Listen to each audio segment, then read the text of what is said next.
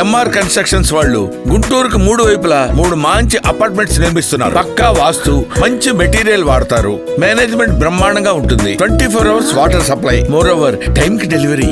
MR constructions మీ ఇంటిని అందంగా నిర్మిస్తాం. Hyderabad central university పరిధిలో ఉన్నటువంటి 400 ఎకరాల భూమిని ప్రభుత్వం 18,000 కోట్ల రూపాయలకు టెండర్ వేసి ఆ భూములంతా కూడా అమ్మివేయాలని చెప్పి రాష్ట్ర ప్రభుత్వం ముఖ్యమంత్రి రేవంత్ రెడ్డి గారు కోరుకుంటున్నారు.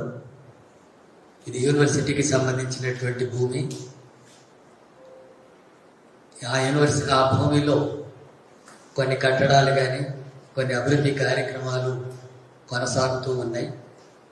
ఇప్పుడు ఆ భూమి ప్రభుత్వ భూమి, అది యూనివర్సిటీ భూమి కాదు అని చెప్పి మంత్రులు ప్రకటనలు చేస్తూ ఉన్నారు. ఇది అవాస్తవం. అది సెంట్రల్ యూనివర్సిటీకి ఇచ్చినటువంటి భూమి. అది ఆ భూమిని సెంట్రల్ యూనివర్సిటీ పేరు మీద రిజిస్ట్రేషన్ చేయించడంలో జాప్యం జరిగింది. ఆ జాప్యం జరిగినటువంటి దాన్ని అవకాశంగా వాడుకొని ఇప్పుడు రాష్ట్ర ప్రభుత్వం అది సెంట్రల్ యూనివర్సిటీ భూమి కాదని ఆ భూమిని ప్రభుత్వ భూమిగా పరిగణించి వేలం వేసి అమ్మివేయాలనేటటువంటి కార్పొరేట్ సంస్థలకంతా కూడా అమ్మివేయాలని చెప్పి ఈ ప్రభుత్వం కోరుకుంటుంది.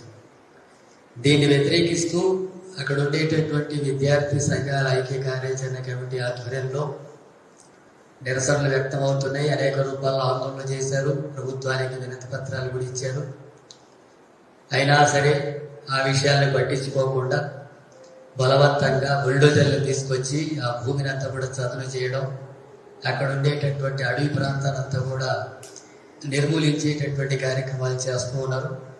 ఈ 400 ఎకరాల భూమిలోనే కాకుండా ఇతర భూమిలోకి కూడా ప్రవేశించి వాటిని కూడా ఆక్రమించుకునేటటువంటి ప్రయత్నం జరిగింది. దీన్ని వ్యతిరేకిస్తూ విద్యార్థులంతా కూడా ఆందోళన చేస్తే, నిరసన వ్యక్తం చేస్తే వాళ్ళందరి మీద తీవ్రమైనటువంటి దౌర్జన్యానికి పాల్పడి నిర్బంధంగా బలవంతంగా వాళ్ళని ఈడ్చుకెళ్ళి అరెస్టు చేసినటువంటి చర్యలకు పాల్పడ్డారు. మహిళలు అనేటటువంటిది కూడా చూడకుండా విద్యార్థినులను రోడ్ల మీద భూమి మీద ఈడ్చుకుంటూ తీసుకెళ్లారు. బట్టలు చిరిగిపోయినా పట్టించుకోలేదు. మనం వినలేనటువంటి బూతులు పోలీసులు విద్యార్థులను విద్యార్థినులను తిట్టడం జరిగింది. ఆ రకంగా వాళ్ళకు తీవ్రమైనటువంటి గాయాలయ్యాయి. అలాగే ఎస్ఎఫ్ఐ నాయకుడు నవీన్తో పాటు మరో విద్యార్థి మీద అక్రమంగా కేసులు కూడా పెట్టి రిమాండ్ చేశారు. దాదాపు 60-70 మందిని అరెస్ట్ చేసి రాత్రి 11 గంటల వరకు పోలీస్ స్టేషన్లలో నిర్బంధించారు. ఆడపిల్లలని కూడా చూడకుండా వాళ్ళను కూడా ఆ రకంగానే హింసించారు. ఇలాంటి చర్యలను సిపిఎం పార్టీ రాష్ట్ర కమిటీ తీవ్రంగా ఖండిస్తుంది. ఆ భూములు యూనివర్సిటీకి సంబంధించినటువంటి భూములు వేలం వేసి టెండర్ వేసి అమ్ముకునేటటువంటి కార్యక్రమాన్ని వెంటనే ఉపసంహరించుకోవాలని చెప్పి రాష్ట్ర ప్రభుత్వాన్ని డిమాండ్ చేస్తున్నాం. అలాగే ఈ దాడుల్ని, అరెస్టుని, అక్రమాన్ని కేసులు పెట్టి జైలుకు పంపినటువంటి ఘటనను నిరసిస్తూ రేపు హైదరాబాద్ సెంట్రల్ యూనివర్సిటీ ముందు ధర్నా కార్యక్రమం నిర్వహించాలని చెప్పి సిపిఎం పార్టీ పిలుపునిస్తుంది. ఈ పిలుపులో మిగతా పాల్గొనేటటువంటి శక్తులంతా కూడా ప్రజలందరూ కూడా పాల్గొని దానికి మద్దతు ఇవ్వాలని చెప్పి కూడా ప్రజానీకానికి విజ్ఞప్తి చేస్తున్నాం. ముఖ్యమంత్రి రేవంత్ రెడ్డి గారు ఈ రకమైనటువంటి నిర్బంధాలతోన బుల్డోజర్లను తీసుకొచ్చి అక్కడ ఉన్న వాటిని అంతా కూల్చేసి బీజేపీ ప్రభుత్వం లాగానే, మోడీ ప్రభుత్వం లాగానే ఇక్కడ రాష్ట్రంలో రేవంత్ రెడ్డి ప్రభుత్వం కూడా బుల్డోజర్లతోన ఆక్రమించడాలు కానీ లేదా విద్యార్థుల మీద అరాచకాలకు పాల్పడినటువంటి చర్యలకు పూనుకుంటే ప్రజల నుంచి తీవ్రమైనటువంటి వ్యతిరేకత వస్తుంది. ఉస్మానియా యూనివర్సిటీలో కూడా ఈ పద్ధతిలోనే అక్కడ మీరు నిరసనలు వ్యక్తం చేయకూడదు, ధర్నాలు చేయకూడదు, నినాదాలు ఇవ్వకూడదని సర్క్యులర్ జారీ చేసి అక్కడ నిర్బంధాన్ని తీసుకొస్తున్నారు.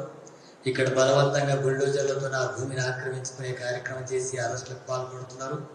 ఈ రకమైనటువంటి యూనివర్సిటీల మీద వ్యతిరేకంగా భూములంతా కూడా కాజేసేటటువంటి కార్యక్రమాన్ని పూనుకోవడం, వంచివేసేటటువంటి చర్యలకు పాల్పడ్డాన్ని సిపిఎం తీవ్రంగా వ్యతిరేకిస్తుంది. ఇప్పటికైనా ఇలాంటి పద్ధతులు మానుకోవాలని, సెంట్రల్ యూనివర్సిటీకి 400 ఎకరాల భూమిని రిజిస్ట్రేషన్ చేయాలని, విద్యార్థుల మీద బనాయించినటువంటి అక్రమ కేసును ఎత్తివేయాలని, అలాగే అక్కడ ఉండేటటువంటి భవిష్యత్తులో ఇలాంటి చర్యలు జరగకుండా ప్రభుత్వం తగినటువంటి చర్యలు తీసుకోవాలని చెప్పి సిపిఎం పార్టీగా డిమాండ్ చేస్తున్నాం.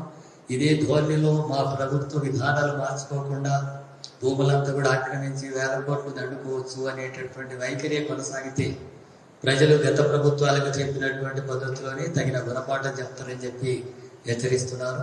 రేపు జరగబోయేటటువంటి ధర్నాలో ప్రజలు పెద్ద సంఖ్యలో పాల్గొనాలని చెప్పి కూడా విజ్ఞప్తి చేస్తూ ముగిస్తున్నారు.